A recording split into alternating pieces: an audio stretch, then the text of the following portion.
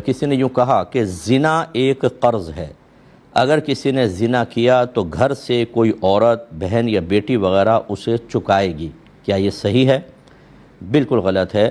لا یکلف اللہ نفسا الا وسعها، اللہ تعالیٰ کسی جان کو اس کی ہمت سے زیادہ آزمائش میں مبتلا نہیں کرتا۔ اگر ہماری بیٹی نے، بہن نے کوئی غلط کام کیا ہی نہیں،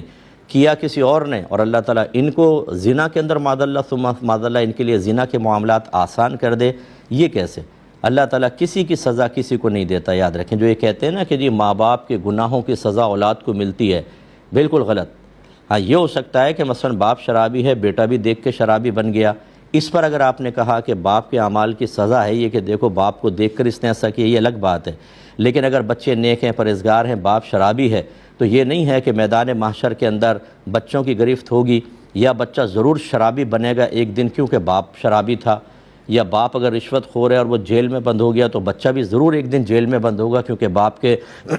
گناہوں کی سزا اولاد کو ملتی ہے، ایسا بالکل بھی نہیں ہے۔